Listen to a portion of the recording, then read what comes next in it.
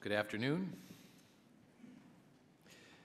This hearing of the Subcommittee on Intellectual Property, Competition, and the Internet of the Committee on the Judiciary will come to order, and I will begin with my opening statement.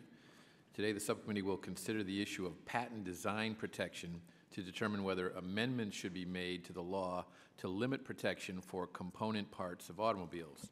Chapter 16 of the Patent Act allows an inventor to earn a design patent for any new, original, and ornamental design for an article of manufacture.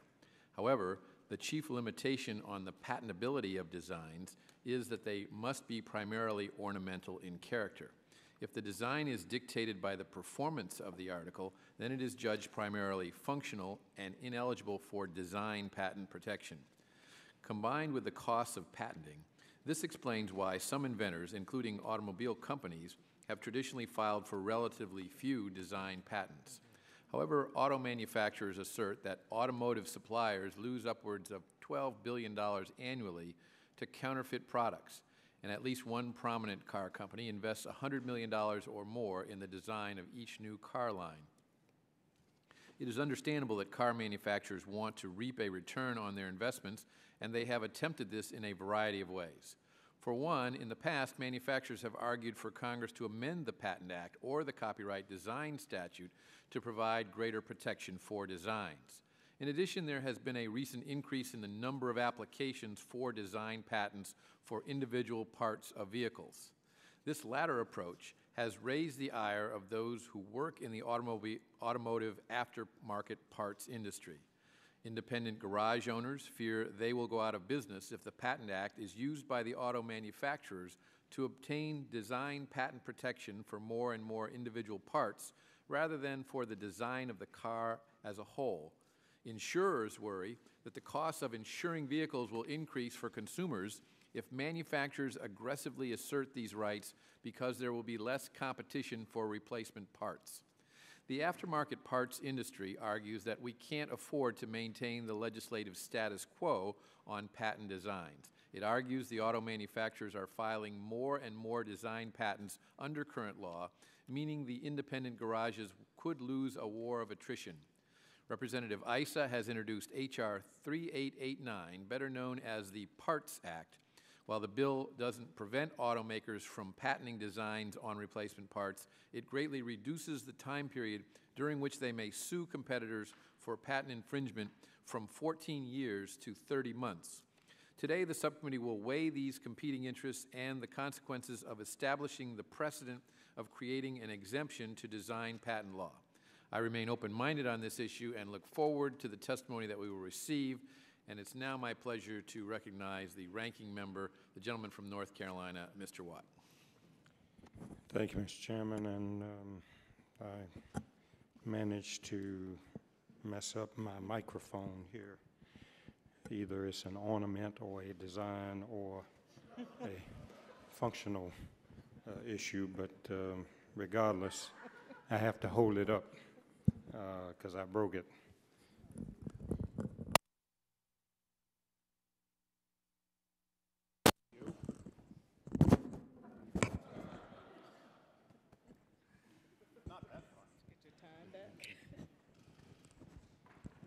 So I see how he was such an efficient automobile thief.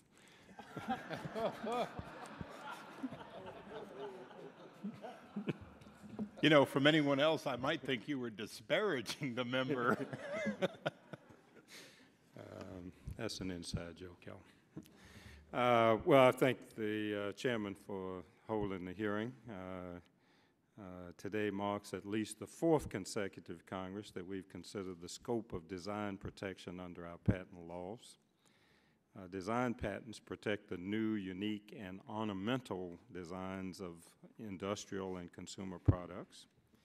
Design patents differ from utility patents. While utility patents provide exclusive rights over new and useful inventions, design patents provide a fundamentally different protection. In layman's terms, design patents protect the style and look of consumer products. Like all patents, they reward creativity by conferring upon the creator the exclusive right to market or otherwise control commercialization of his or her design for a 14-year period. This reward allows the creator to achieve a return on his or her investment and incentivizes further design innovation. The Department of Justice and the Federal Trade Commission have noted that intellectual property and antitrust laws are, quote, complementary bodies of law that work together to bring innovation to consumers, close quote. The exclusive rights granted to intellectual property holders are not presumed by the enforcement agencies to create monopolies because consumers may have alternatives or other substitutes in the market. The Parts Act, the subject of today's hearing, in effect limits the automaker's exclusive right to their design to at most 30 months, depending upon when the 30-month clock begins, perhaps even less time to enjoy the exclusivity of a design patent. The proponents and opponents of the proposed modifications to the protections afforded to automobile aftermarket parts under current law have fundamentally different views of the market dynamics in the replacement parts industries.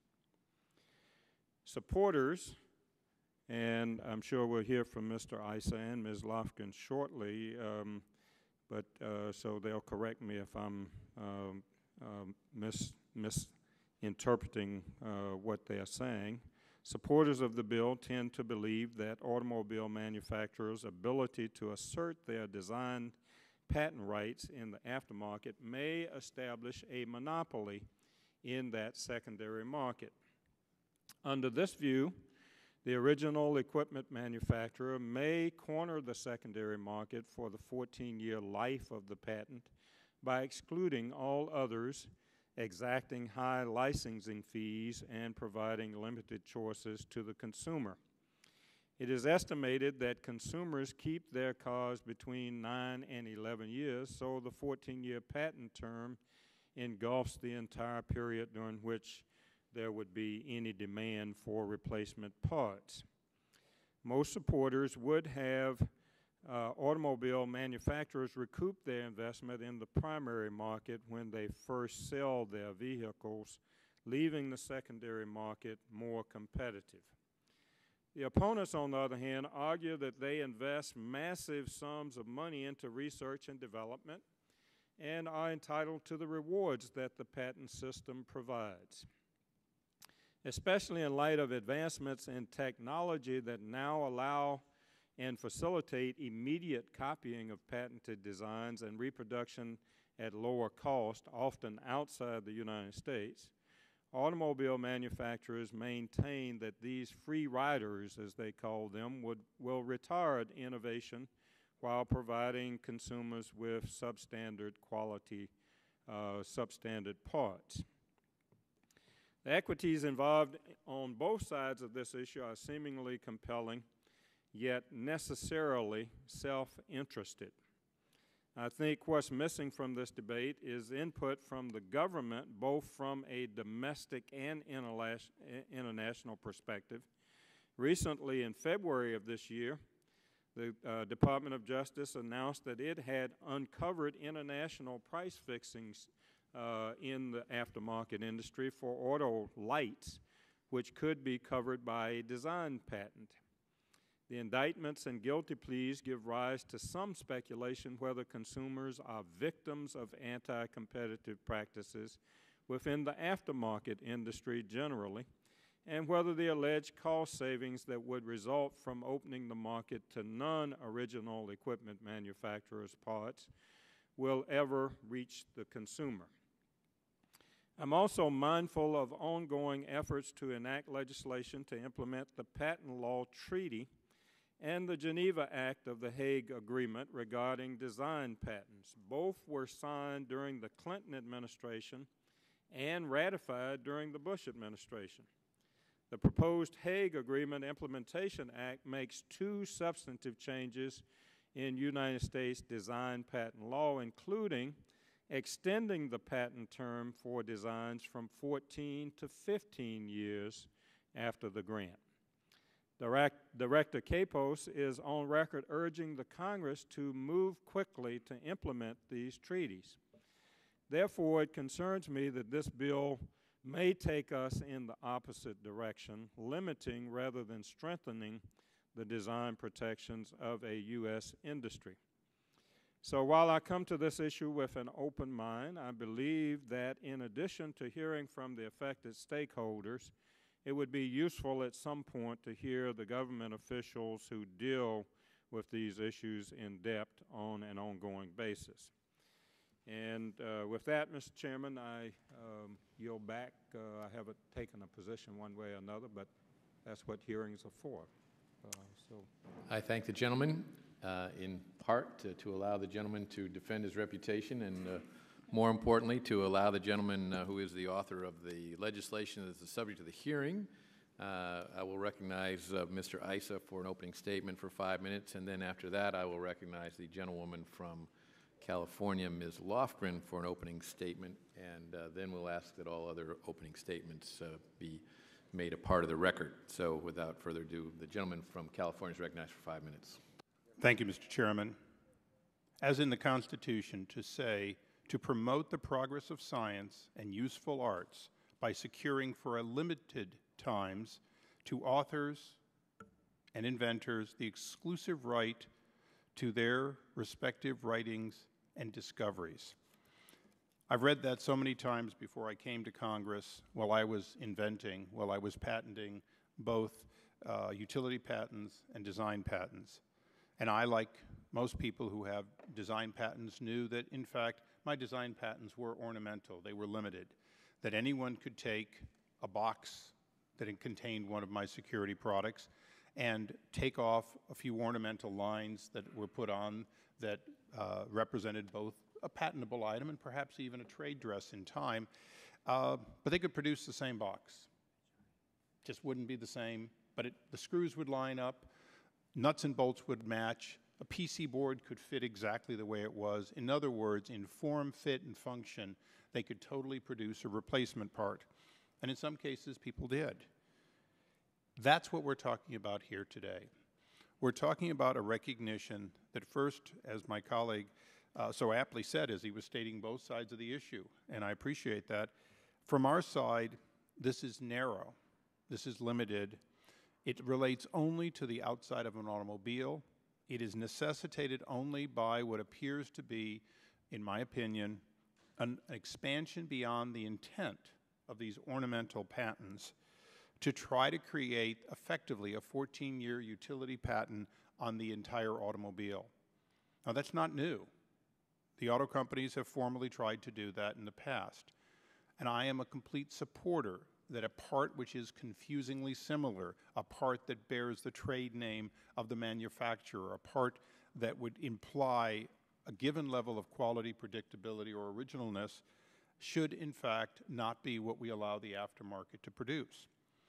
But when you consider the balance the Constitution intended, which included the, if you will, a long-established first sale concept, when I buy an automobile and then somebody bangs it up in the parking lot, I own that fender. I can repair that fender to an inferior level and nobody has a gripe.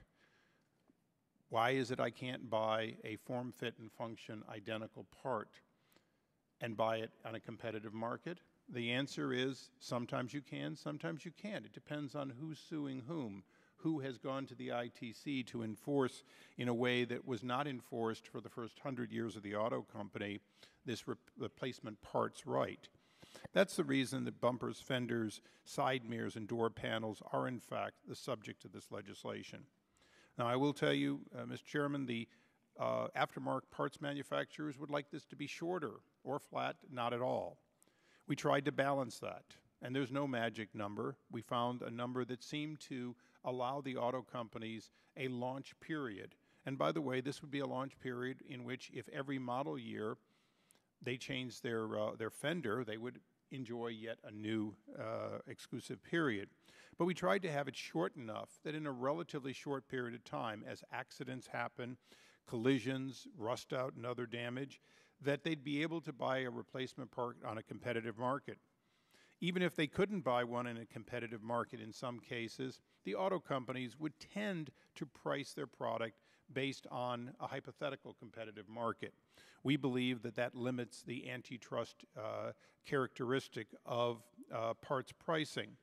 Additionally, a healthy aftermarket means that when you get to end of life, when that 10-year period is over and the patent is still in effect, but the auto company, in the case of a small production, or let's say a Saturn, no longer wants to produce those products, or they're no longer available, there's a healthy aftermarket to provide that. People in Europe already enjoy some of these considerations, and for good reason. The consumer has a balance, and one of those balances is a reasonable expectation that a competitive market exists. A highly competitive market exists for the automobile, but without legislation like this, over time, in the ITC particularly, I believe that there will be an erosion of the competitive market and the availability of alternatives when that car is hit in the parking lot or hit on the highway. And so, Mr. Chairman, I appreciate the unusual opportunity to be able to introduce the bill in an opening statement. I look forward to working with people on both sides of the aisle, such as Congresswoman Lofgren and others, to ensure that we make sure that this is limited, narrow, and dealing only with the likely parts that get hurt on an automobile in everyday wear and tear, in which we'd much rather have a competitive replacement part available than have a consumer unable to fix that part properly and yet unable to afford a replacement part. I thank the chairman and yield back. I thank the gentleman. The gentlewoman from California, Ms. Lofgren, is recognized for an opening statement. Thank you, Mr. Chairman, and I'm happy to be a co-sponsor of this bill with my friend Congressman Issa. In a previous Congress, I had a bill that took a slightly different approach. Basically, that approach protected the design from being copied by competing car companies, but also allowed for the independent production of parts when they were used solely as replacement repair parts. And as I think Mr. Issa has noted, that bill, although I thought a good approach, was not successful, did not become a law. It's worth noting that several European countries and Australia have actually enacted a repair clause provision in their laws, and I think we can take a look at what's happening there and see that there's real benefit to consumers, and I don't think real damage to automobile manufacturers, which none of us want to do. This bill that Congressman Issa and I are promoting is a different approach. It limits the protection period to allow for competition when it comes to the aftermarket scene. And why would we do this? Well, the Consumer Federation of America, the Center for Auto Safety, the Consumers Union, and the Policy and Advocacy arm of Consumer Reports are all in favor of this bill. And I think the reason why is that competition will lower costs for consumers. Now, that's important in a time when the economy is tough, but it's also important in some other ways. Right now, the elimination of competition from independent brand crash repair parts is estimated to cost automobile owners about $1 billion a year. That's a lot of money. Because of the high costs, there are individuals who actually don't do the kind of repairs that they ought to do, and that increases the safety risk to motorists. I agree with Mr. Issa that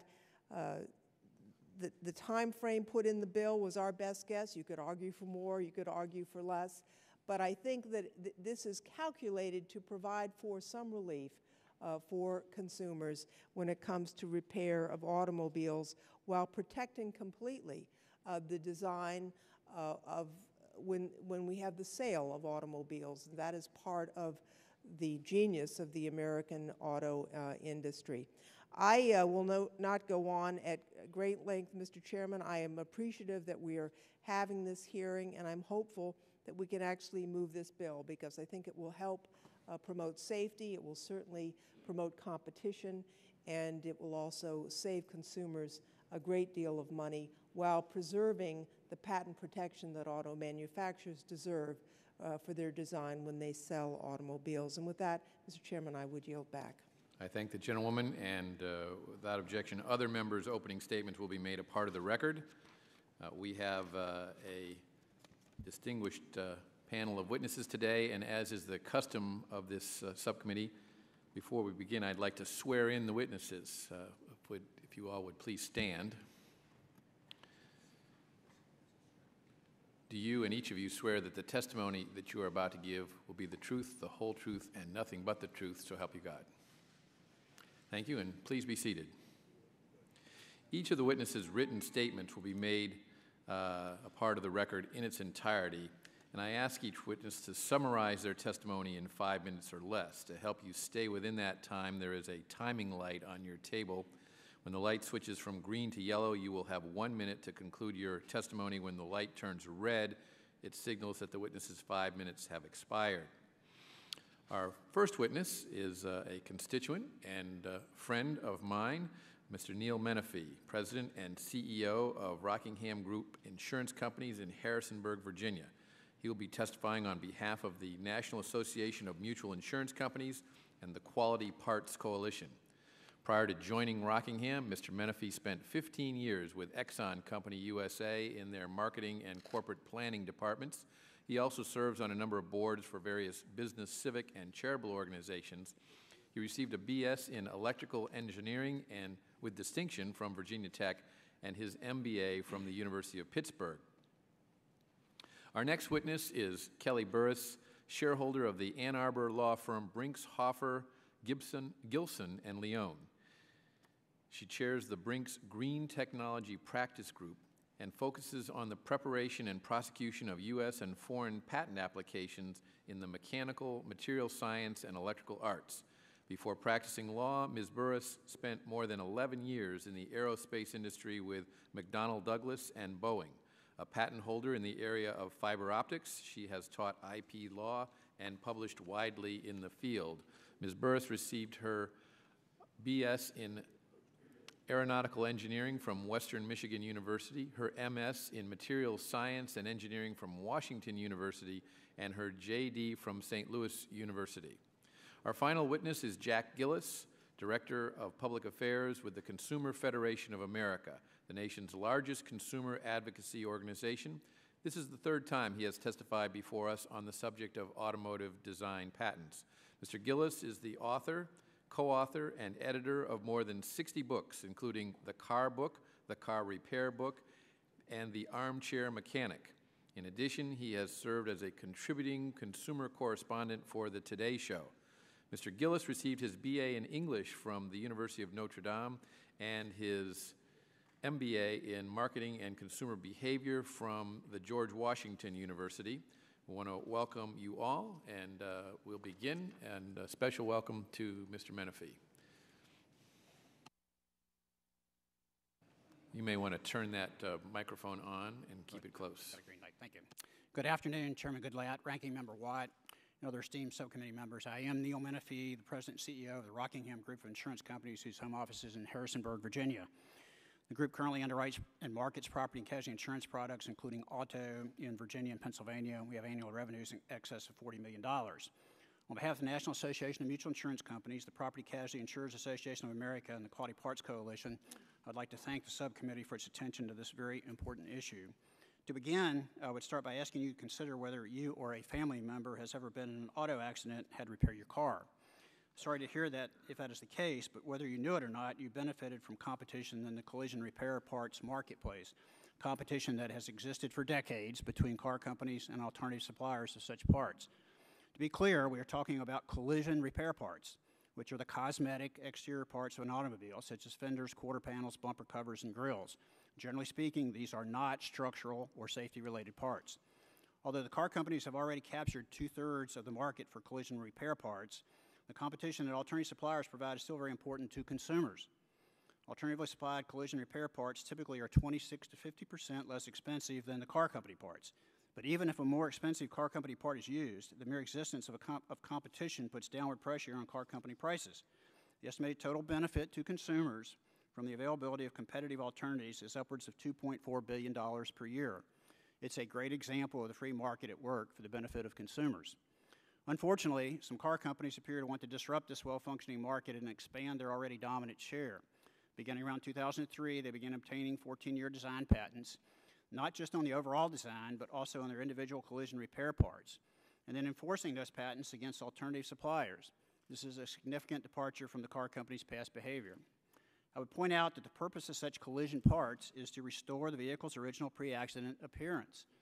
Naturally, that is what consumers demand, and is what insurance policies provide for.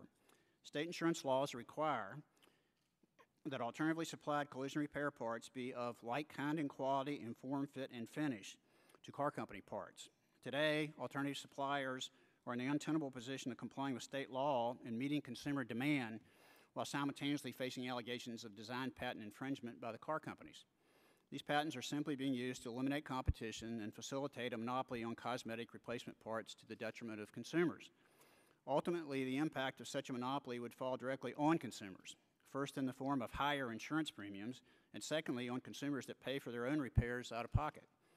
Moreover, they might choose to forego repairs altogether, leading to more rapid deterioration and depreciation of their vehicles. Higher repair costs also mean that there is an increased likelihood of a vehicle being declared a total loss, compelling consumers to replace it, pay off a loan that may exceed its value, and seek financing for the purchase of replacement. In tough economic times like today, these kinds of added costs hurt consumers that much more, especially as autos age and depreciate. The Parts Act carefully balances the car company's intellectual property rights with the need to protect consumers by preserving competition. It would change from 14 to 2.5 years the monopoly period during which car companies could block competitors from selling alternative collision repair parts. We recognize that the overall design of a car plays a significant role in consumers' choice when buying a new car, and in the very competitive for new auto sales, car companies invest a lot in the overall design of a vehicle, that unique owning and driving experience that we all see advertised on television. The Parts Act would not deter car companies from obtaining and enforcing design patents on their collision parts against other car companies. Therefore, the Parts Act does nothing to change the incentive of the car companies to innovate as they continue to design their cars to compete against each other. We respect the investment made by car companies in intellectual property, but when a consumer buys a car for $35,000 in the showroom, puts the title in his pocket, and drives it off the lot, it is his property, and he has compensated the car company for the manufacture and for the overall design of the car. American consumers should not be surprised and forced to pay a monopoly price on a collision part whenever it has been damaged in an unexpected accident and needs repair. The Parts Act addresses the problem in a properly balanced manner that is similar to how Europe and Australia have confronted identical concerns regarding the preservation and competition of things like collision repair parts. The cost of car ownership is already significant, and Americans are increasingly dollar conscious in these tough economic times. The Parts Act does not mandate the use of alternative collision repair parts, nor does it have government facilitating new entry into the marketplace. Rather, the legislation would simply preserve the traditional competition in the sale of repair parts. That's what consumers deserve. Again, thank you for the opportunity to speak here today, and I look forward to answering any questions that you may have. Thank you, Mr. Menifee. Ms. Burris, welcome.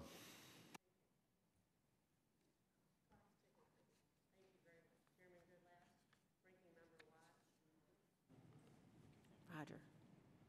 Okay, thank you. Chairman Goodlatte, Ranking Member Watt, and distinguished members of the subcommittee, thank you for the opportunity to be here today. It really is my pleasure, and it feels like an honor. I'm here today in opposition to the bill from a very high level because I'm afraid that this type of legislation could set a very dangerous precedent and put us on a slippery slope. If we carve out an exception for component parts for motor vehicles, it's not just automotive, and I'll get to that. If we carve out this exception, who will be next? What industry will come to you next, alleging that the parts are too expensive, my computer's too expensive, and asking for their exception to infringement as well? So that's my very high-level legal concern. as is many of the people in the room today. Secondly, and I think more importantly as a design engineer myself, I think legislation of this nature really does stifle the innovation process. The patent system is there, as Mr. Issa, you has recognized, and Ranking Member Watt, you've recognized, to provide an incentive to us to be creative and to be innovative. That's the quid pro quo. As Abraham Lincoln put it, it's the fuel of interest that feeds the fire of ingenuity. When you remove that incentive, how can we expect the creativity and the innovation to continue? Along the lines of that innovation and creativity, if we look at some of the facts, we have in the United States, there are 21 design centers, often called studios, where just the outside of the car is being designed. There are those design studios are in the states of California, actually many in California. There are studios in Ohio, and there are studios in Michigan as well. These studios, in my written testimony, we had 30,000 jobs, but some recent numbers just came in from GM. There are over 40,000 white-collar, good-paying white-collar jobs for these automotive designers, industrial designers, working on just the appearance of the car. So I think legislation of this nature has a tendency to devalue what it is they're doing, and especially on the heels of the American Invents Act. It was just put into law less than a year ago to help promote innovation in our country. To have legislation of this nature come on the heels of the AIA, I think is going in the opposite direction. I'd also like to mention that you really can't look at design patents in a vacuum or in a bubble. As Mr. Issa, you've recognized, there is also trademark or trade dress protection in product configurations, as long as the consumer can associate that look and feel with the source of the goods. There's also utility patent protection on these parts as well, oftentimes in how they are fastened to the underbody. So in order for this bill to really work, you're going to have to look at possibly making changes to the Lanham Act and also utility patent infringement. Now, turning to the language of the bill itself, it doesn't say automobiles. It says motor vehicles. Motor vehicles are defined under Title 49 as any vehicle that is driven or drawn by mechanical power manufactured for use on our streets, roads, and highways. So that means it's not just automobiles, it's motorcycles, it's scooters, it's mopeds, it's farming equipment, it's tractors, it's trailers. Looking at motorcycles alone, Harley-Davidson owns 151 design patents on the components of their motorcycles. I don't know about you guys, but I wouldn't want the biker community coming after me on this one. So, and even there's a, are we good, John? There's a gentleman here from Caterpillar that's here for the same reason, because they have new vehicles that they're protecting with design patents that they feel threatened by this legislation. The 30-month period that's in the legislation as well is not 30 months from the issue date of the patent. It's 30 months from the date of the offer for sale. You never have a design patent the day you offer it for sale. The pendency of design patents at the patent office is over 1 year. So at best, you're talking about maybe a 1-year term for design patent holders. And let's see, and I'm running out of time, but I'd also like to say that this bill is retroactive. So if you had a design patent 5 years ago, 10 years ago, guess what? It's done. It's gone. You don't have it anymore. So it reaches back. And I also think there are alternatives for consumers. There are originally equipment manufactured parts that have been refurbished that are available. There are parts that that don't look exactly the same but are interchangeable, and these parts can be repaired, and I look forward to that discussion here today. Thank you for the time.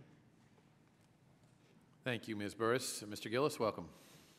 Chairman Goodlatte, Ranking Member Watt, members of the committee. You have the same affliction. Turn that microphone on. Thank you very much for the opportunity. I'm here today, in addition to being representative of the Consumer Federation of America, also the Advocates for Highway and Auto Safety, the Center for Auto Safety, Consumers Union, which is the policy and research arm of Consumer Reports, and Public Citizen. And we particularly appreciate the invitation to be here today.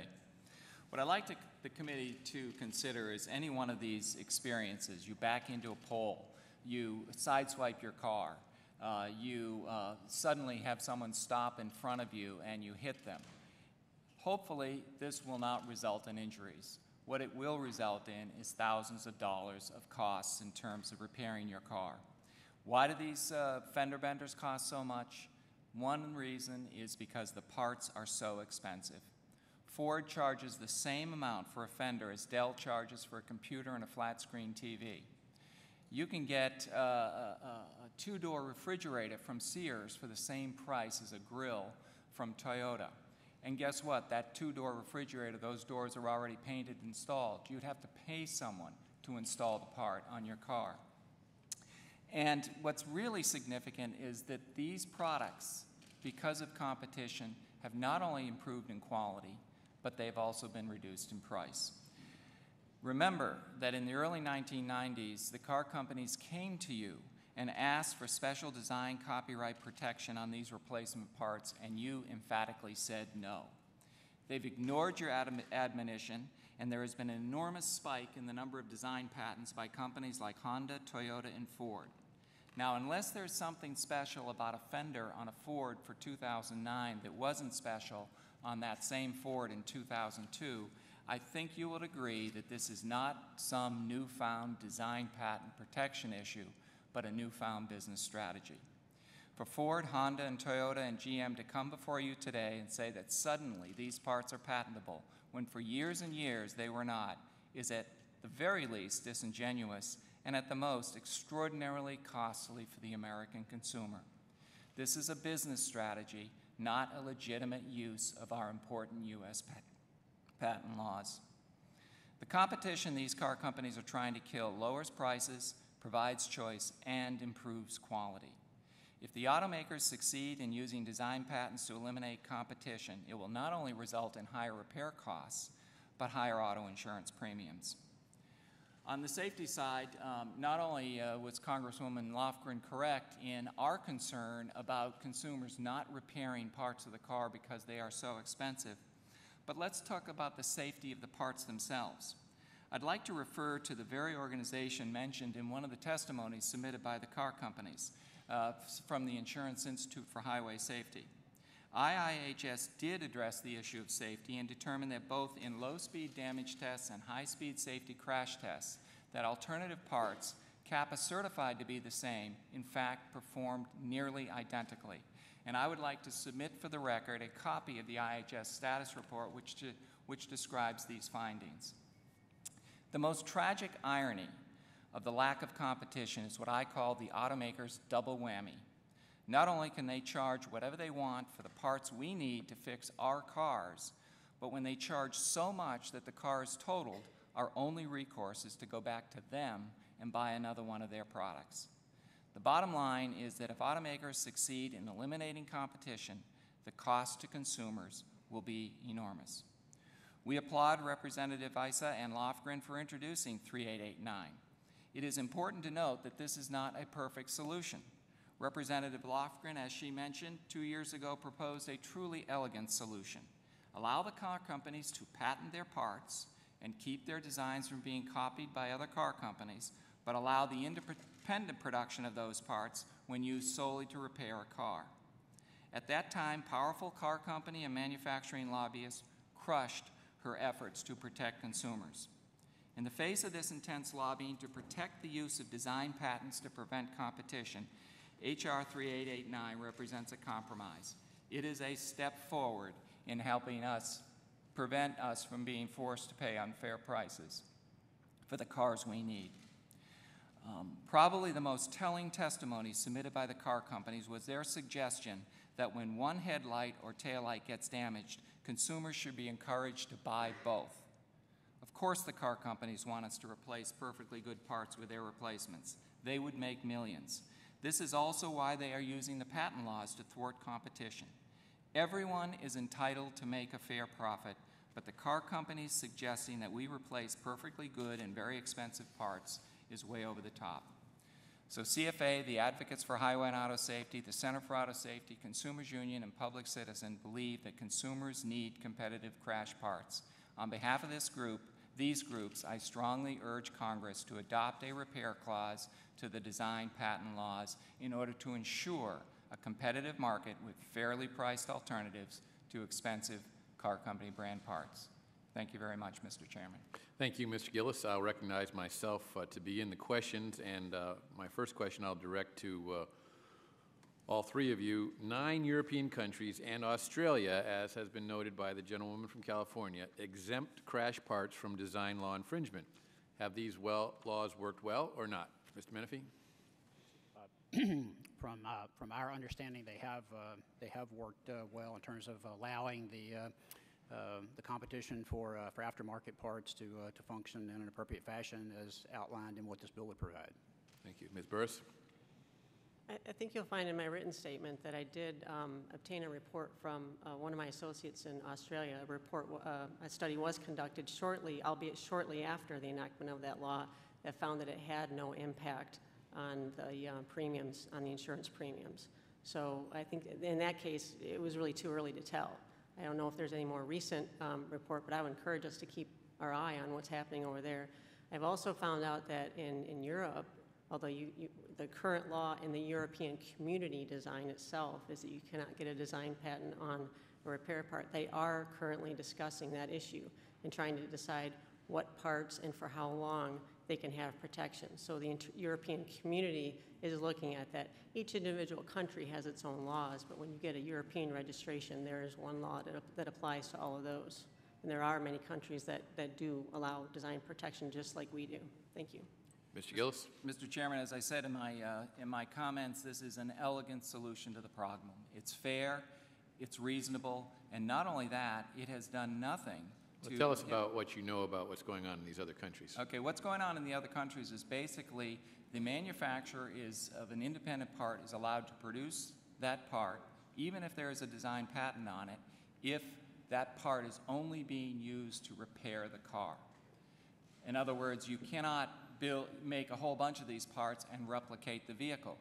But if a consumer wants to buy an alternative part, then that gives the I got you. Okay, let me ask Ms. Burris a question. You expressed a concern about the precedent that we might be taking here with regard to patent law, and I certainly respect that concern. But I also see a trend here. Why is it that for decades, car manufacturers, for the most part, did not try to use design patents to patent these parts, and this very competitive marketplace in crash repair has developed? What is the reason for that trend? I think there are a number... That trend concerns me as well. Yeah, I've seen the trend myself. And I think part of the reason, or I think there are a number of things that contribute to that. I think one of them is the car companies had realized that their parts were being copied. When you sit down with your client and you have a new product that's being launched, you get in a committee and you sit down and you go, okay, what's patentable, what's not, what do we want to protect? And one of the questions that you always ask is, okay, which parts are replacement parts that someone's going to try to copy on our design? And you decide then, okay, these are the parts that we're Right, going but this isn't new. I understand People have been that. backing their cars into poles or colliding with somebody else on the highway for 100 years, and companies have been engaged in manufacturing parts that will fit to replace that when the vehicle is damaged that are not the manufacturer of the original part for a long time. I don't know how far back it goes. And yet now we seem to have a trend, and I understand that not all car manufacturers are doing this. Some are and some aren't. Some are doing it more than others. So I'd really like to have an explanation other than protectionism, if you will, sure. why this trend is occurring. Okay, there are a couple more things for you to consider.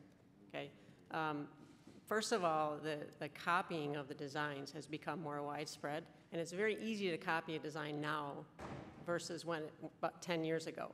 There are digital scanners you're probably familiar with. There are a lot of ways to do it with lasers, optical sensors that you can run along, literally photocopy a part, feed that digital information into your computer design system, into your CAD tube. That information then gets directly sent to the manufacturing equipment, and voila, a mold is made within literally a day of scanning that part. So the technology now makes it very easy to copy these parts. I think. But are you saying that this is a new industry that's developed because of the ease with which you can copy the parts?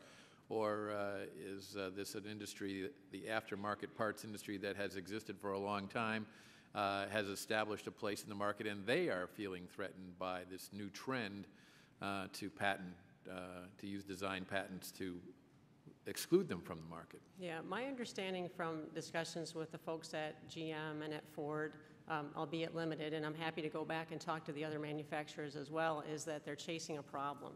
They're chasing people, pulling their parts, digitally scanning them, and then copying them. Well, obviously, they've been copying them for years. If you're going to make a part, you've got to fit it on the car that Right. was damaged, and so they had to make something that was a close facsimile of what was originally damaged, and I don't believe this is new. Mr. Menifee, can you tell us from your experience in paying for these repairs? Is this a new trend that we're seeing a more vibrant aftermarket industry, or has the industry been operating for a long time, making parts for almost any vehicle that's damaged? Mr. Chairman, the aftermarket parts industry has been active for a number of years, decades, as you mentioned, and we've been utilizing aftermarket parts in terms of repairs through the insurance industry for that period of time. And I certainly have no specific knowledge of significant change other than development of technology, which applies to all manufacturers, whether it's the car manufacturers themselves or aftermarket suppliers. Certainly the nature of manufacturing has changed considerably in recent years. So there may be a factor there that, in fact, makes them more efficient. I also think the statement suggests that the quality of those parts is quite good because of the development of that technology. Then, in terms of, I would say today, our ability to buy aftermarket parts that are high quality and meet the test of like, kind, and quality and form, fit, and function is probably better today than it has ever been. Is that a relatively new development, or is it something that's been evolving over a long period of time? It's certainly been evolving over a good number of years. Mr. Gillis? Mr. Chairman, these parts have been in the market for at least 40 years. They've been very successful, not as successful as we'd like to see them, because still today the car companies have a monopoly on about 70% of the parts that we need to get our cars repaired.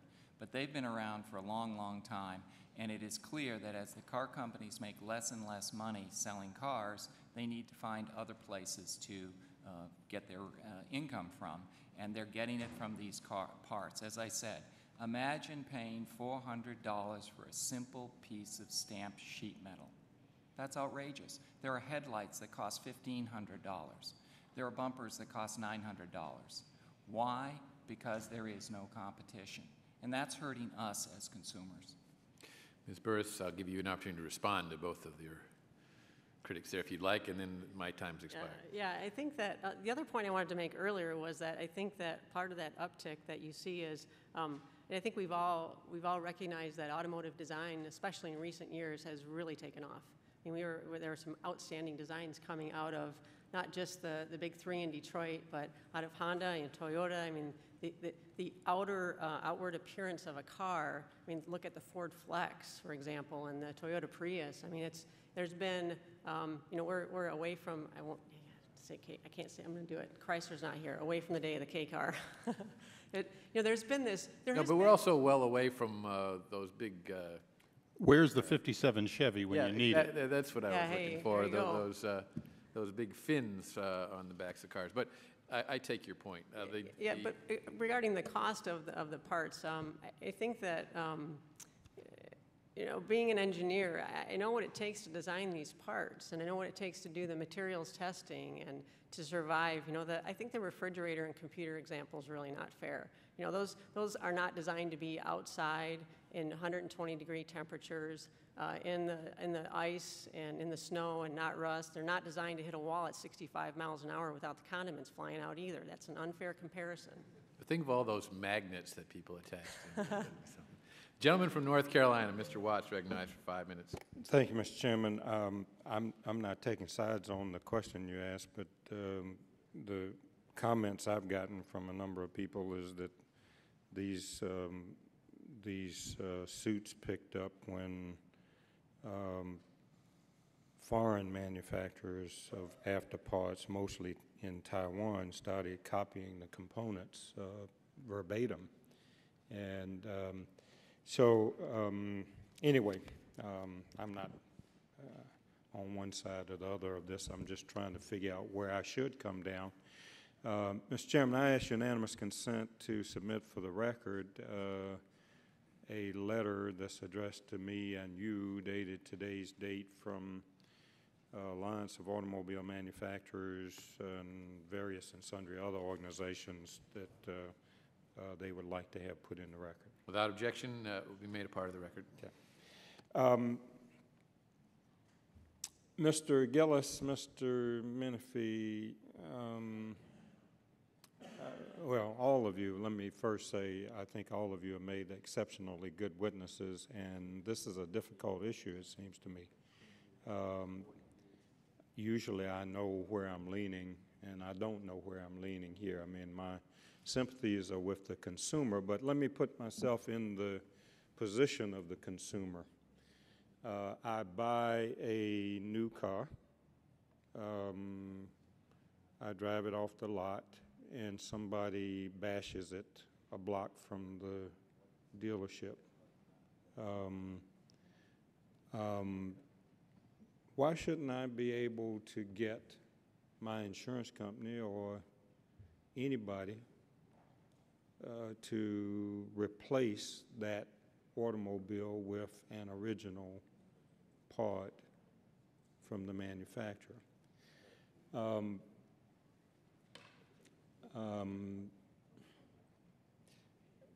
I understand the cost considerations, and I am the owner, but I want my car to look and be up to the specifications just like I bought it. Why is that not a reasonable request?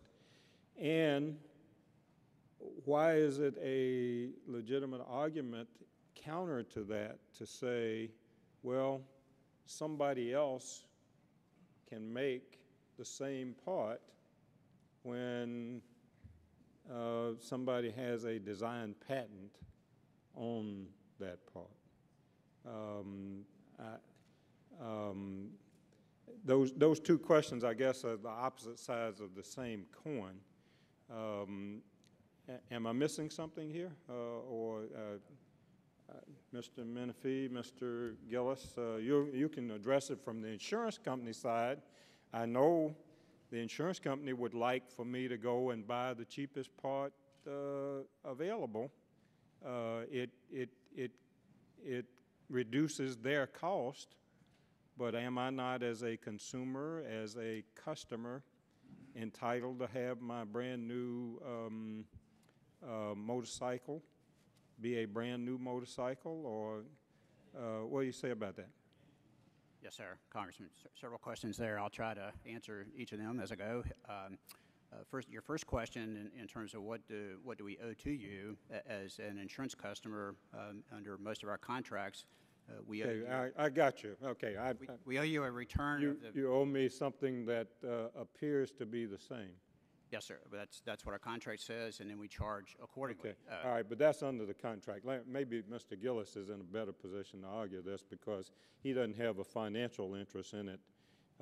Insurance companies always have a financial Congressman, if I could just follow up to say our financial interest is our consumer. They are our customer, and ultimately our... But if your customer wants an identical car to the one he just drove off the lot, in your customer's interest in conflict with your financial interest?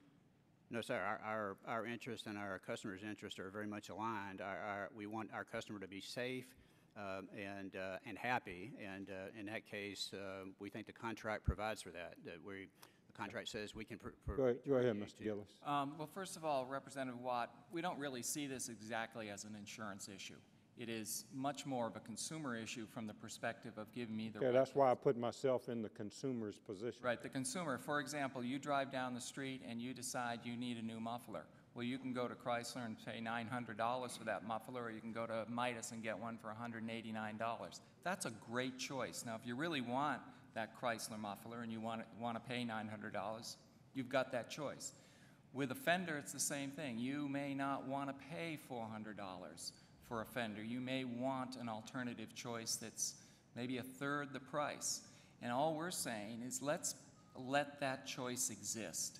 Let's give me that choice. Now, if I want to buy an insurance policy... Even if somebody's got a patent on it, you're saying, I mean, you know, we could extend that, that analysis to just about any product, I Well, would we think. have a great deal of respect for patent law. That patent law is very, very important, but it's not being used in a legitimate fashion. As Chairman Goodlatte said, why all of a sudden are Okay, these but parts you say legitimate fashion. Is it legitimate for somebody to scan my patented part and reproduce it the very next day? I mean, we don't allow that under our patent laws. Right now, that would be illegal, and that's what we hope this piece of legislation would allow. So solely for the purposes of So you want to facilitate somebody being able to scan that part and produce it the very next day after it's driven off the lot? solely for the purposes of making a repairable part choice available to me, but not for the purposes of allowing General Motors to copy Ford's design or Ford to copy Honda's design. So if you're not an automobile dealer, you can copy somebody's design, but if you're Ford or General Motors, you can't copy each other's design. That's right. If you were copying these parts to reproduce the General Motors car, that should be, and we respect the fact that that should not be allowed. But if the sole purpose is to give me a choice as a consumer, to have some choices in the market, like I do at a drugstore when I can choose, you know, CVS brand aspirin, or like I do in a repair shop where I can get a Die-Hard battery. But you can't go into a drugstore and buy a CVS brand aspirin while somebody else has the patent on that aspirin. Right, and we could you know, have a there's whole, limits to this. well, we could have a whole hearing on the drug company's use of patents and potential abuse of patents. But the bottom line is, Representative Watt, car companies really need to acknowledge the fact that, as the chairman said, why are they suddenly doing this? Why is this part patented today? You know, the representative from the car company said, you know, there are outstanding designs on the market today. Well, those parts have been around for 40 years, and they're not preventing outstanding designs. All right, I guess hearings have very important purposes. They either clarify the situation or they confuse you more. And this one, this one has left me extremely confused. I mean, you know, because it's very difficult to know which side of this issue to be on. I understand exactly what you're saying, but as the intellectual property subcommittee person, I don't know how exactly we put this into our current framework. And the fact that somebody made a high-quality knockoff, it doesn't seem to me to be a sufficient justification for allowing them to market that knockoff if it is a patented item. You know, that's what I'm having trouble with. Mr. Chairman, I'm sure we'll debate this and hear a lot more about it, so I'll yield back my time. I thank the gentleman. The gentleman from Nevada, Mr. Amodei, is recognized for 5 minutes. Thanks, Mr. Chairman. In the testimony here, we've heard talk about crash parts. What % of the market is crash parts? I'm assuming we're talking about new vehicles here, which means there's not a lot of folks restoring them. So I'm guessing if I have a 3-year-old vehicle and I need a new fender, it's because it's subject to a crash. Anybody want to tell me what % of the market is crash parts? Exterior only? Nobody wants to? Congressman, industry data that we have would suggest 15 to 20% of the collision repair parts come through the aftermarket at the present time. No, I mean crash parts generally. We'd heard talk about an elegant solution from Mr. Gillis that would say crash parts only. I'm assuming that's a large chunk of the market if it was crash parts only. Well, there are two types of parts on the market. There are what we call I understand that. Well, the question is, So I'm what gonna give you- percentage? If you know, it's okay to say you don't. It's about a $16 billion Okay. market. So we don't know what % of the market we're talking about. That's something, if somebody can get that later on, I'd appreciate Sure. it. Second, Ms. Burris, sorry, probably shouldn't be driving. Mr. Menifee indicated that when somebody buys a car from one of your clients, that they've been compensated for all their R&D, all that other sort of stuff that you kind of intimated. What's your response to that? Does the manufacturer have any interest in any R&D after I pay $35,000 to whatever company for my car? Yeah, I don't think that they've been fully compensated for their R&D when they sell that car. Well, if they haven't been, then would this bill encourage them to increase the price so they are getting? I mean, if you no longer have a back end on the parts, I would assume that everybody's going to be affected equally in the manufacturing process and that they're going to increase the price of their cars if they don't get something on the parts. Is that, is that a bogus statement, or how do you get compensated for R&D generally? Yeah, if it's okay, I would like to go back to the GM and Chrysler and Ford and ask them. I can get that information back. That'd be great. I'm the patent attorney. I don't work at the automotive companies. Okay. But I'd be happy to get that information and put it back in the record. That's fine. Mr. Menifee, if this bill passes, are auto premiums going down for all of Mr. Gillis's consumers? Well, I think the position we've laid out is a concern about premiums going up. So is the answer to my question no? I would not expect premiums to go down. As a result, we are preserving the competitive environment we've historically had, which I think would suggest that premiums would, in terms of the result here, would be to keep that part of the premium relatively the same as compared to going. Mr. Gillis, how's that work for consumers? Is that a good answer for your consumers? Auto insurance premiums? It's not a great answer, no. Okay. Thank you. But, I appreciate that. But let me just say this. There are choices that consumers can make both in terms of parts and in terms of auto premiums. Some consumers actually choose insurance premiums that give them only car company brand parts. Now, those tend to be more expensive. Yep. But those consumers are willing to pay that. Most consumers are shopping around for the least expensive insurance they can get, and this is one of the ways that insurance companies can reduce costs. And I appreciate that. Finally, there was testimony about launch period, best guess, some relief for consumers. If I might, I think it was you, Mr. Menifee, that talked about launch period and best guess. Can you put a little more meat on that framework in terms of why 30 months works as opposed to 14 years or no period? Well, I think the evolution of the bill as proposed has resulted in that 30-month number being a relative compromise. That's reasonable. All parties concerned, at least in terms of the discussion and debate so far. I'm sure you could argue on either side of whether. I'd also make the comment it's not inconsistent with at least what our company's practice has been, is generally to use OEM parts during the first 2 years that new vehicle is owned by the consumer.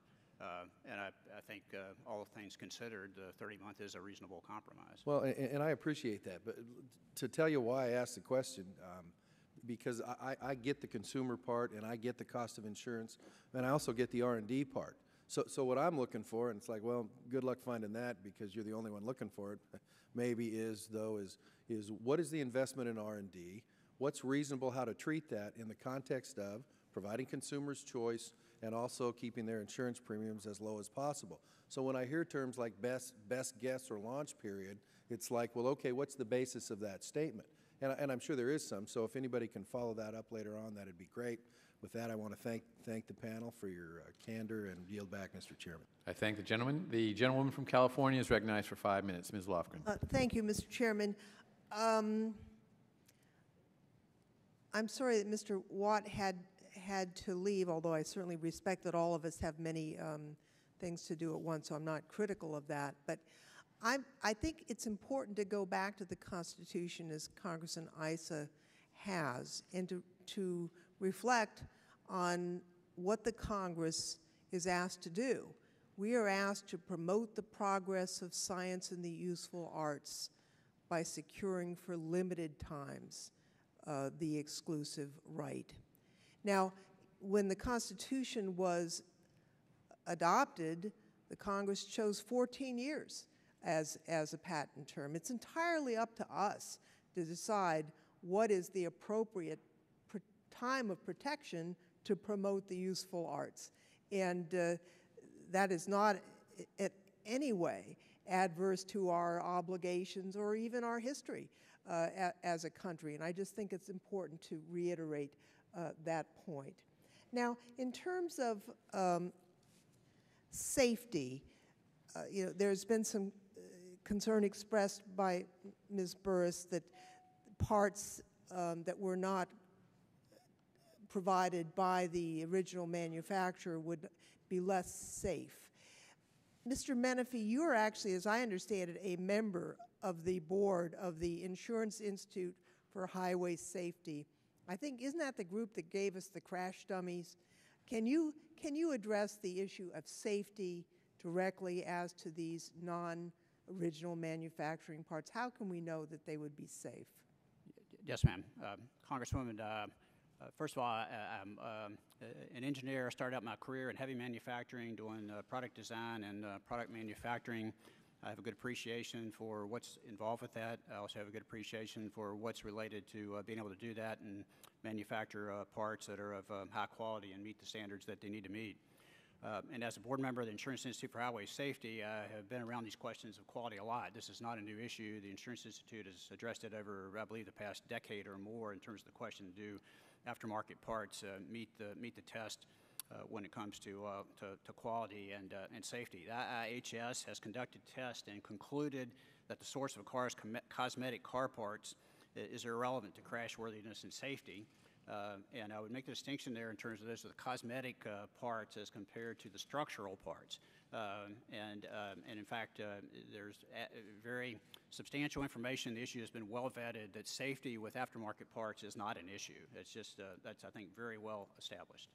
Now, I'm interested in, we all are impacted by our own personal experience, so I'll tell a story on my daughter who came out a couple of years ago and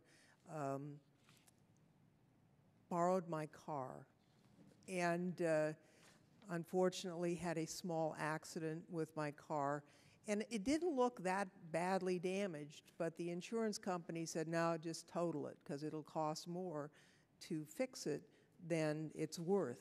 And I'm just sort of replicating that because it was totally fixable, and I would be happy to have had it fixed. I didn't want to go out and buy a new car. I'm interested in the impact that something like this bill might have on the number of vehicles that are simply totaled that could otherwise be repaired and are totally usable.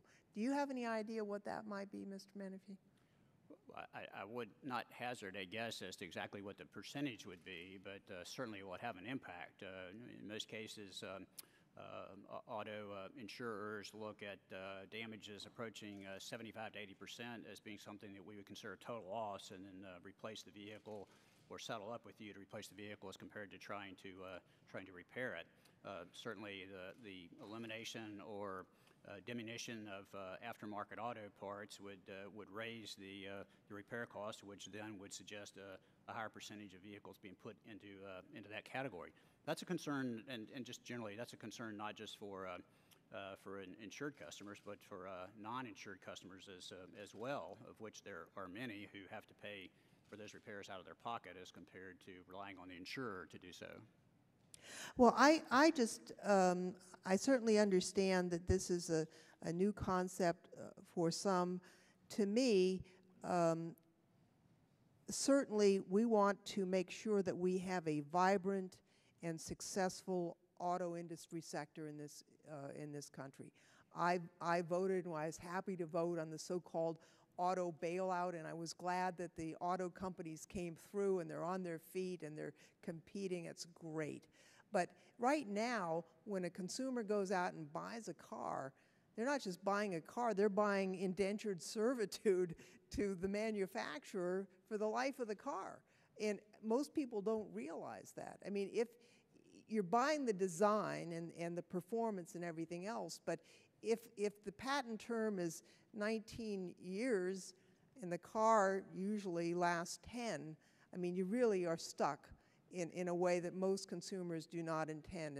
And my belief is that the competition that the auto companies have is performance and design among other new vehicles. It's not to get their claws into the consumer if they have an accident 15 years later. And I think Mr. Ice's bill helps create the competition that will save money, preserve safety, and I think also help create a more vibrant after-market industry in the United States. And with that, I would yield back, Mr. Chairman. Time of the gentlewoman has expired, and the gentleman from California, Mr. Ice, is recognized for 5 minutes. Thank you, Mr. Chairman. Ms. Burris, you said a few things that I think I'll, no surprise, might take a little exception to. Now, you're a patent attorney, so the quality of these parts, the NRE, the non-recurring expenses, those aren't areas of your expertise, are they? For my expertise, no. As a consumer of my concern, yes.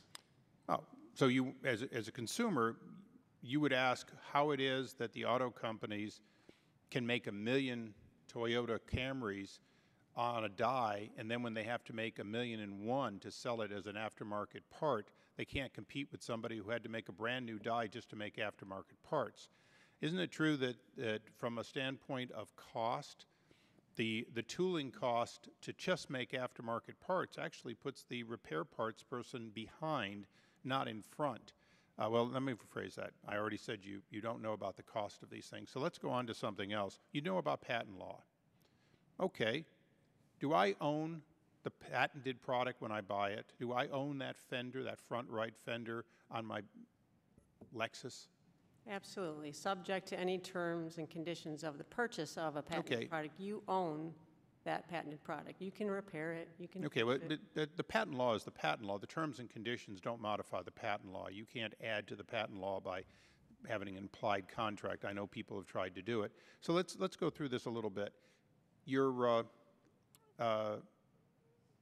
Mr. Gillis's car, his Lexus, gets ruined, but the front right fender's okay, and it's in a junkyard. Is it okay for me to take it off that and put it on my car? That patent survived. His patented front right fender survived the crash, right? So I could buy that. Okay, for sale doctrine, right? It's the patent transfers. He can sell it. I can buy it. I put it on my car. Okay, and I can take that fender that got crunched and I can bend it back out and I can make it exactly the same as it was, and I haven't violated the patent because I own that, right?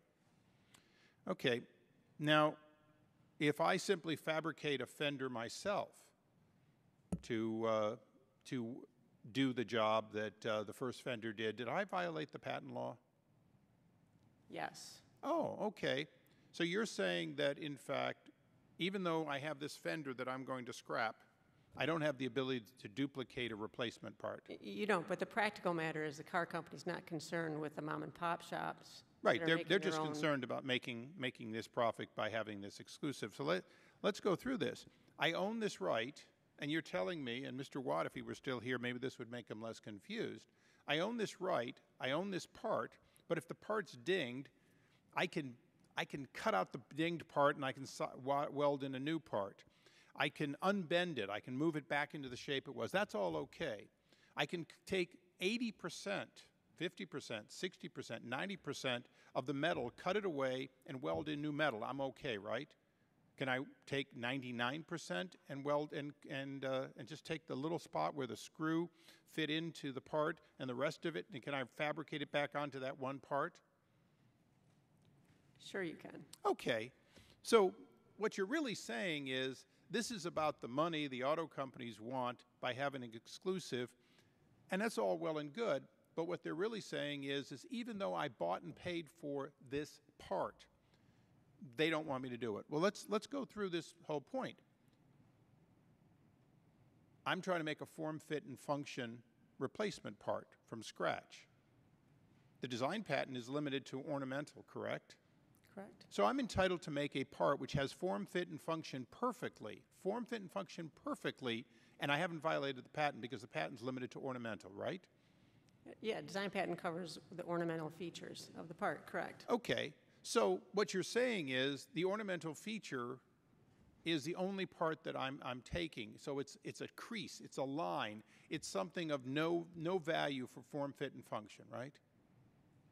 I'm not sure I followed you. It's the overall design that's protected. It's not one No, it's not feature. the overall design. A design patent on a particular fender is limited to its ornamental value. It can't be form, fit, or function, otherwise that'd be a utility patent, right? That's correct, in terms of its coverage. Okay, so Mr. McAfee, you mentioned something I think that was a little confusing before, and I want to make sure I get it clear. The reason you said that it wouldn't necessarily result in lower cost is because so far this practice of patenting and suing and stopping the importation or manufacture of parts is not widespread. Isn't that true? Yes, sir. So it's actually something that didn't go on for the first 100+ year of the auto manufacturing business that's beginning to go on, that is driving up the price of these and making aftermarket products not available. That's correct. Our concern is at the current time and on a prospective basis. Okay, well, quickly, I'd like to ask the unanimous consent that the Coalition for Auto Repair Equity, the CARE, statement of July 27, 2012 be placed in the record.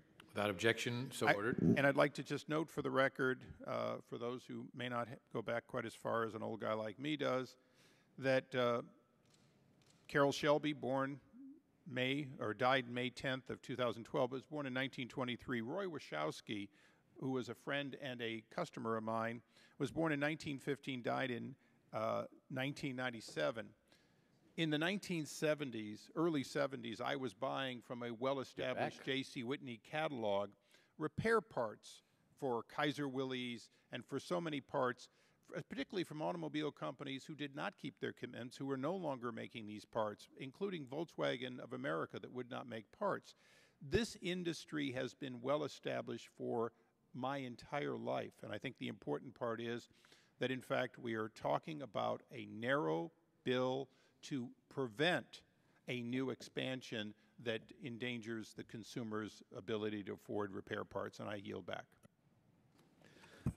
Gentleman's time has expired. The gentleman from Texas, Mr. Poe, is recognized for 5 minutes. Thank you, Mr. Chairman. I am one who actually has been a customer of a junkyard. I'm not sure you have ever been to a junkyard, Mr. Iverson, but maybe you have been. If you have, that's great. But I will show you the picture of my 1963 VW bus, and it is all junkyard parts, my friend. So I frequent the place in Southeast Texas for several reasons. I don't know that on my 98 Wrangler I have an original part on it. And many of them have come from replacement parts that have been found at a junkyard. So, but be that as it may, I'd like to start with the insurance first. Having been dropped by most insurance companies in Texas at least once over the years, driving that 98 Jeep Wrangler with the 6-inch lift, I want to ask you some questions.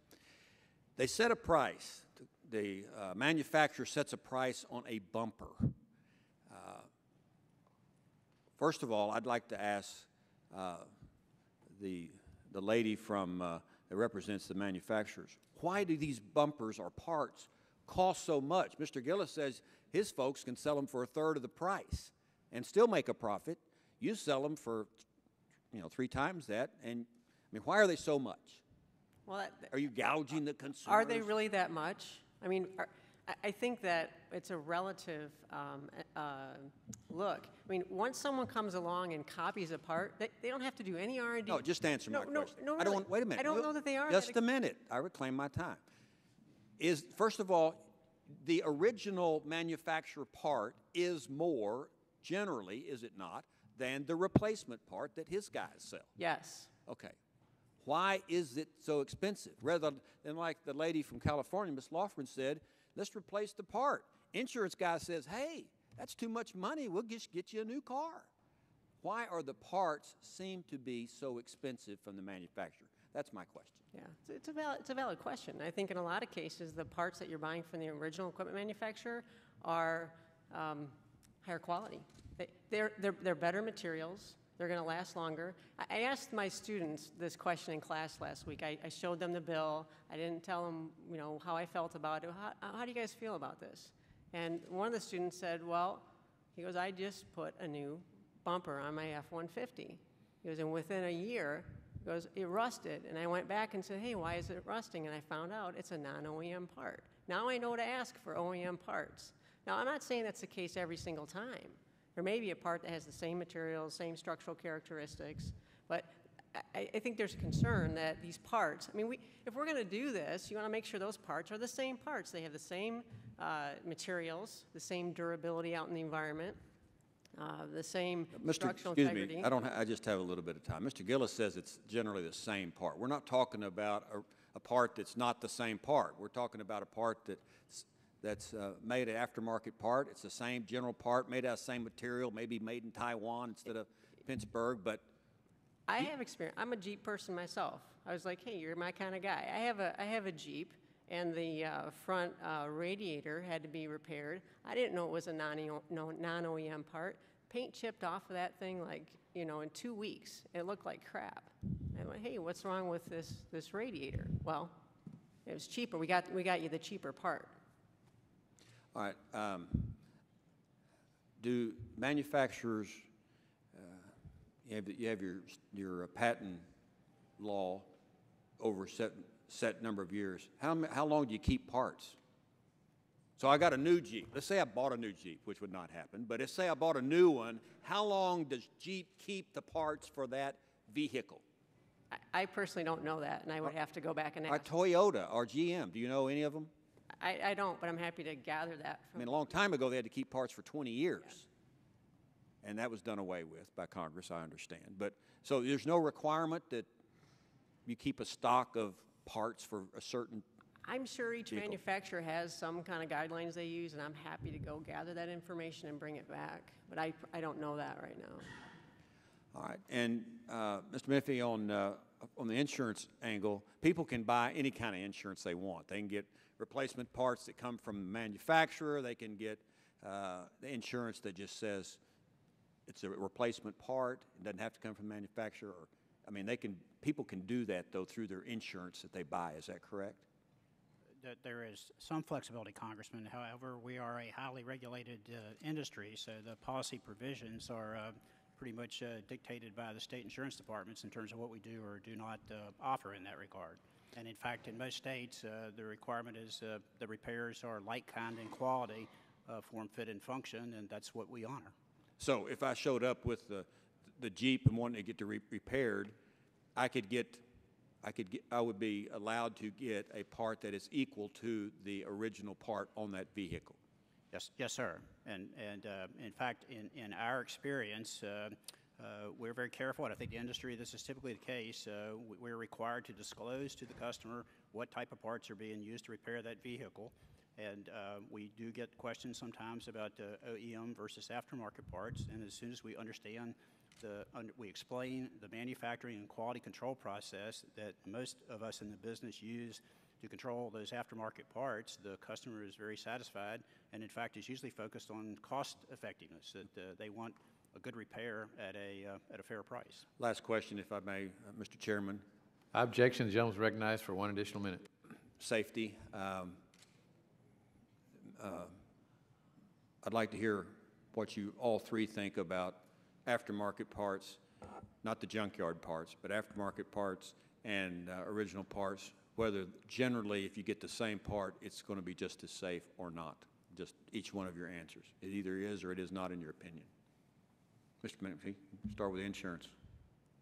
If the aftermarket part has been manufactured and under the quality control and certification conditions that we would say it should be, there is no doubt in my mind, in terms of my background as an engineer and my experience with the Insurance Institute, that aftermarket parts are equally safe and equivalent to original equipment parts. Ms. Burris? As an engineer as well, I would agree with that if they're designed to the same specifications, the same materials, that they're going to have the same safety, same quality. It's not just on a part basis alone, though. Those parts interact with one another. It's a vehicle system. So one part triggers a reaction in another part, so it's not just the part itself, it's how it interacts with the parts around it. So, but if it's designed to the same spec, sure, it's going to perform the same. Gillis? There are programs available that actually confirm the fact that these parts are virtually identical, and many insurance companies take advantage of those programs to protect consumers from two things: poor quality parts and overpriced parts. The real question is the quality of car company brand parts. That's something that the committee may also want to look at because, let's face it, in 2010 there were more cars recalled by the car companies for quality and safety problems than there were even sold.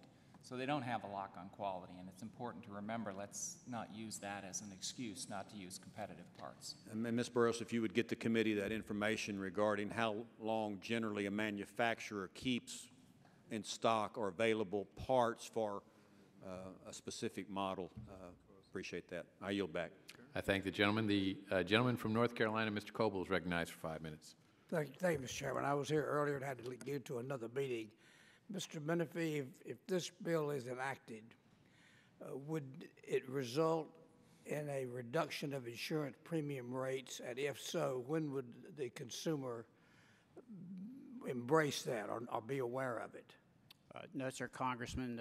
We have taken a position and communicated that the intention here is to preserve the competition that currently exists in the marketplace so that we are working to pass the bill to avoid a significant increase in the cost of parts and insurance premium.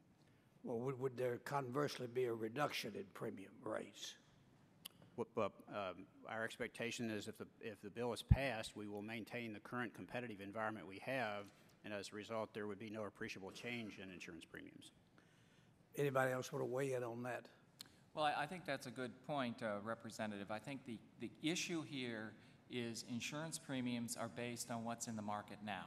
If the car companies are successful in keeping that competition out of the marketplace, it's inevitable that if an insurance company has to buy $400 parts to repair a car, they're going to charge me more for that insurance. Thank you, sir.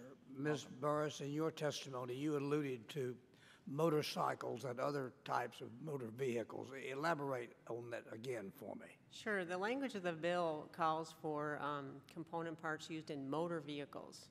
And under our Title 49, the definition of motor vehicles says, any vehicle that is driven or drawn by mechanical power manufactured for use on our public streets, roads, and highways. So that's more than automobiles. That's a whole lot. I mean, it's motorcycles, it's mopeds, motor scooters, farming equipment, trailers. It's not just driven by, it's drawn by. Lawn mowers, maybe. If it's for use on public streets and roads and highways, plows, it's wider and broader than just automobiles. All right, thank you. Thank you all for being with us. Thank you, Mr. Chairman. I thank the gentleman. I want to thank all the members of the panel for a very, I'm sorry.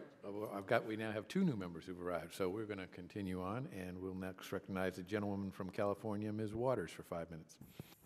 Thank you very much, Mr. Chairman. I'm sorry I was delayed and unable to be here, but I wanted very much to be here for a number of reasons. I appreciate the hearing today as an opportunity to hear from the various stakeholders regarding the Promoting Automotive Repair, Trade, and Sales Act. Indeed, this issue is of great importance to many of my constituents as it concerns the maintenance and repair of automobiles. The auto dealers contend that the legislation would unduly deprive them of their intellectual property rights, which will lead to revenue and job losses, given the economic challenges that many auto dealers continue to face under declining sales and limited access to credit. The Parts Act would prove devastating to a single fragile industry. Indeed, the Parts Act raises a fundamental public policy question, as it would reduce auto companies' patent protections from 14 years to 30 months. The auto companies are also concerned about the quality of replacement crash parts. Let me ask this. One of the things I have focused on in looking at these challenges that continue to arise about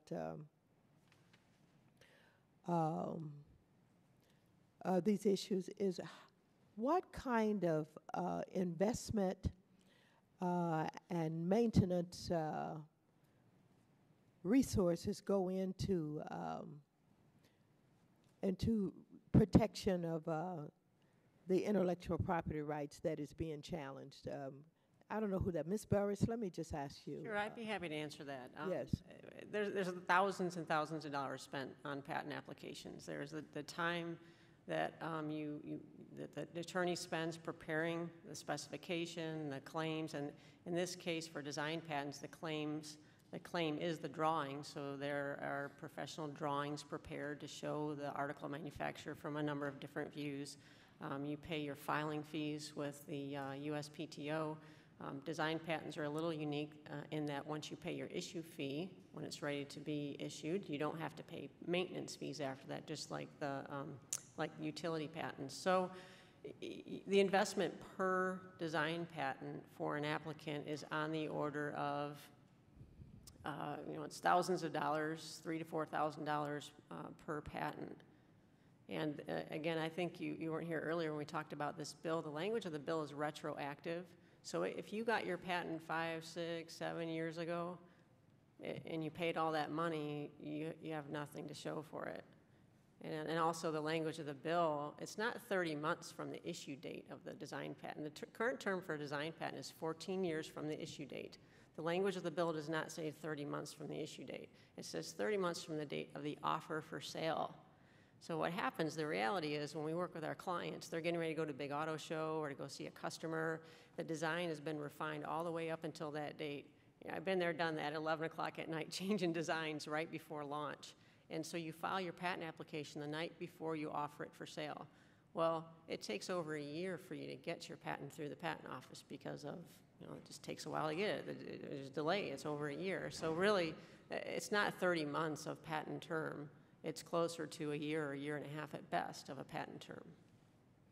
Well, Mr. Chairman, I thank you for allowing me a few minutes here, having come in late. I just have to say that I part with some of my consumer activist friends, and I'm known as a consumer person, but I'm old-fashioned in that I believe that if you discover and develop that you have a right to reap the benefits from it for a reasonable period of time, and you can always develop a better mousetrap, but don't take mine. So Mr. Gillis is trying to get my attention. Congresswoman Waters, our Yes. dear friend. Yes.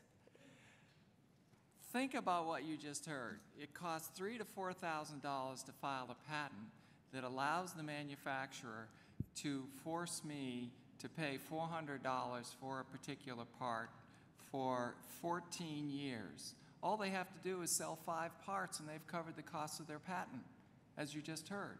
And then they've protected themselves from me being able to go out into the marketplace and have a choice. That's what this is about. We need your help. We need you to stand up for consumers and support this effort.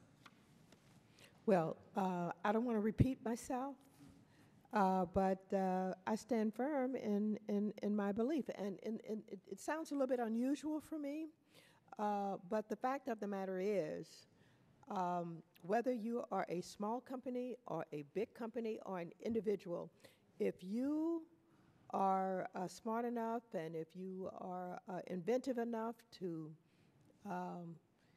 come up with something that you can patent, I want you to enjoy the benefits of it. And one good thing about it is, like I said, the next person can invent a better mousetrap, or they can go for whatever they can produce. But I just don't like the idea of investing in a patent and then all of a sudden it's not yours after a short period of time. It just doesn't seem right to me. So you can keep talking to me, Mr. Gillis, but that's where I am right now. Thank you.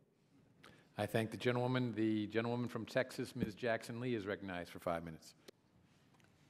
Thank you very much, Mr. Chairman. I know that this bill has changed underlying bill, and hearing on the underlying bill had some changes to it. And I think, however, the basic premise is one that we should look at very, very closely. And I think all the witnesses will know that what you hear from many of your constituents is costing as it relates to fixing cars, whether they are a recent vintage or older vintage, and I assume it is partly because of that famous word, parts. So let me just start and go across the board and ask each, and if you could have succinct answers. If you don't know, you don't know. And thank you all for being witnesses here today. Will the auto industry support this bill in any form? Could I start with Mr. Menifee and go on to Ms. Burris and then Mr. Gillis? Mr. Menifee? I'm sorry, Congressman, so the question is? Would the auto industry support this bill in any form if it would be modified? I know you are supporting the, opposing the premise, I guess, of dealing with parts and ignoring the patents and the design issues. Well, my response there would be we respect intellectual property and patent rights. Clearly, we do believe that this bill strikes a compromise in terms of the protection that should be offered there and still affords consumers what they deserve in terms of competition in the aftermarket parts area in terms of collision repairs on their vehicles. So we support the bill because of that. And if we modified it more with respect to concerns that will be raised by consumers, your view would be you'd have to look at it. If we did more for consumers. Well, we think the bill does quite a bit for consumers as it's currently structured. All right, Ms. Burris? I'll give you a real succinct answer. I mean, that'd be a negative ghostwriter. We would not support this bill. The design patent laws provide for 14 years, and that's what we should have. So we do not support this bill in any form. Appreciate that. And, of course, Mr. Gillis? There's clearly way too much money at stake for the car companies for them to ever support the consumer-oriented bill that's before them today. And why don't we pursue that a little bit more, Mr. Gillis, on this question of money and juxtaposed against what benefits come to the consumers because of the approach that we're looking at? Well, there's two things. First and foremost, most of us are in pretty desperate financial condition. And I would like to set the record straight that Representative Issa called me a Lexus person. I've got 4 kids, so I'm more of a Hyundai person. And most of us are scrimping and saving as much as we possibly can. When it comes to backing into a pole and having it cost us $2,000 or $3,000 to get our car fixed, our fear is, one, consumers are simply not going to be able to afford to have that car fixed. It'll degrade the value of the car driving it around with an accident. And worse, maybe they won't replace some of the important safety features. So there's a lot of problems associated with the lack of competition and the fact that that lack of competition dramatically increases the cost of repair. And I'm glad you mentioned a Hyundai or other import thereof. And the concept is that the $2,000 to $3,000 comes from buying the part that comes from or is allegedly necessary for that vehicle. And is that part made in the United States or overseas? And I know there's some plants here. And is there a question? There is a question of whether or not we are promoting domestic production by this legislation, or are we just furthering the move of manufacturing overseas? I appreciate that question, and I'm glad you raised it because there is this constant undercurrent by the car companies that this is somehow trashing American business and hurting American production. I'd like to submit for the record the fact that 2 of the most popular built American cars, the Ford Focus 2012 and the Chevy Cruze, the 2011 version of the Cruze, 63% of the suppliers that Ford has chosen for the Ford Focus are foreign manufacturers. 50% of the suppliers that Chevy has chosen for the Chevy Cruze are foreign suppliers. So this isn't a foreign versus domestic issue. This is a fairness issue, and consumers have the right to choice in the marketplace, and that's what this bill will give them. How would you answer Ms. Burr's question about the 14 years and her inability to support this legislation based on the patent design issue?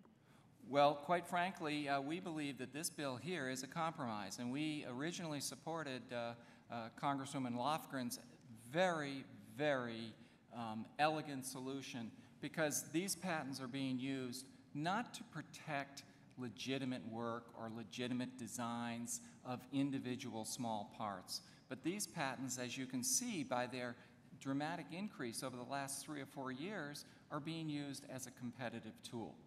It's great to have patents, it's great to have design protection, but it's really unfair to consumers if that's being used solely to protect markets. And that's why the Consumer Federation of America, Consumers Union, Public Citizen, the Advocates for Highway and Auto Safety, who are here today, are against this bill.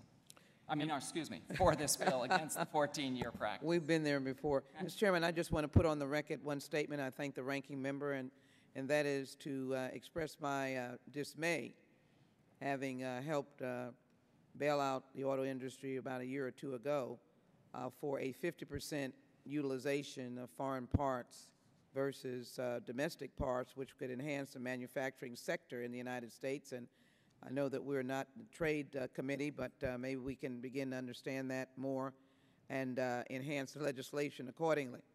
With that, Mr. Chairman, I'll be happy to yield back. Mr. Chairman, I thank the gentleman. The gentleman from California. could I get unanimous consent for 30 seconds to just raise a question? And I'll talk with my husband about it a little bit tonight, but he tells me that the labor cost, Without objection, the gentleman is recognized for 1 minute. thank you, that the labor cost in the repair of these automobiles is much higher than the parts. Is that true? No, I don't think so. It's about a 50-50%. About 50% of the cost of the repair goes into labor, and about 50% of the cost of the repair goes into the parts. Okay, I'm going to go back and check all of my repair bills Yes. and compare the parts, the cost for the parts and the cost for the labor. Yield back the balance of my time. I want to, again, thank all of the witnesses for their excellent testimony and for a very lively discussion. And before I adjourn the hearing, I want to recognize the gentleman from North Carolina for another unanimous consent. I ask unanimous consent to put the letter of the Intellectual Property Owners Association dated July 31, 2012, addressed to me and you into the record. Without objection, so ordered. And without objection, all members will have 5 legislative days to submit to the chair additional written questions for the witnesses, which we will forward and ask the witnesses to respond to as promptly as they can so that their answers may be made a part of the record. And without objection, all members will have 5 legislative days to submit any additional materials for inclusion in the record. With that, I thank the witnesses and declare this hearing to be adjourned. What's the gist of it?